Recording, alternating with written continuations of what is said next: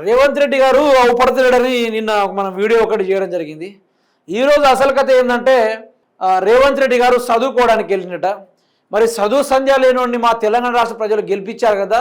ఎంత గొప్పోళ్ళు అంటే మా తెలంగాణ రాష్ట్ర ప్రజలు లాంటి ప్రజలు ఇక ఎక్కడ ఉండరు. అంత గొప్పోళ్ళు మా తెలంగాణ రాష్ట్ర ప్రజలు.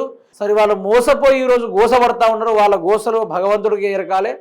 సరే మన ముఖ్యమంత్రి రేవంత్ రెడ్డికి తెలుగు చక్కగా రాదు, ఇంగ్లీష్ చక్కగా రాదు, హిందీ చక్కగా రాదు, పరిపాలన చక్కగా రాదు.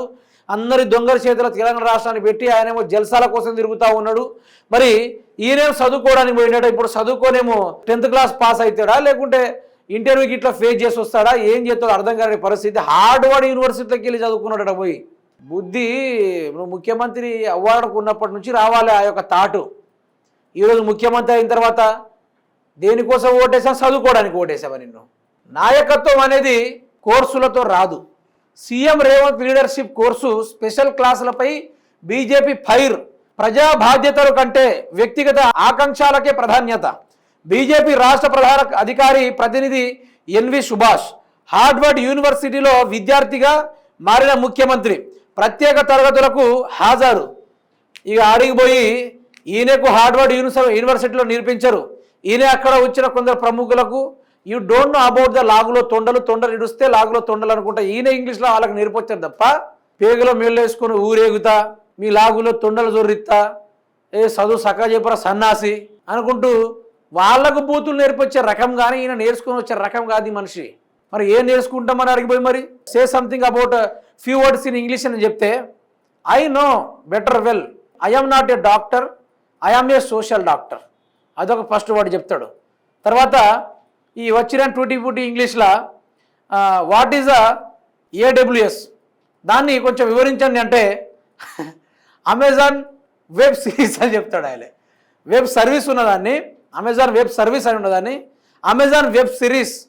I used this word in previous month అనుకుంటా మాట్లాడతాడు. ఇంకా చెప్పమని చెప్తే we have Hyderabad city, 3 side of ocean, we have beach అనుకుని అదొకటి మాట్లాడతాడు. ఇంకా మోర్ చెప్పండి అని మీ గురించి ఇంకా గొప్పగా చెప్పండి అని చెప్తే ఏంద్రా పదే చెప్పేది, ఏం చెప్పేది పదే ఎక్కువ మాట్లాడితే నీ లాగలో తొండలు జొర్రితా బిడ్డ నీ పేగులు మెడలో వేసుకొని ఆ హార్వర్డ్ యూనివర్సిటీ చుట్టూ ఊరేగుతా బిడ్డ అనుకుంటా మాట్లాడతాడు తప్ప ఈయన నేర్చుకునే రకం కాదు.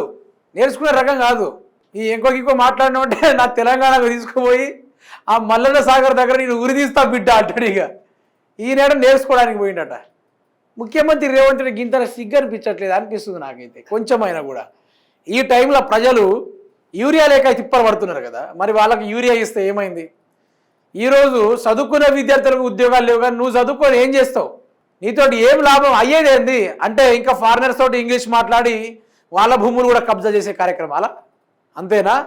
3 రోజులు ఎవరైనా ఇంగ్లీష్ నేర్చుకుంటారా? మీరేమైనా ఆల్బర్ట్ అనుకుంటున్నారా, ఐన్స్టీన్ అనుకుంటున్నారా, ఏమనుకుంటున్నారా? నాకు అర్థం కావట్లేదు.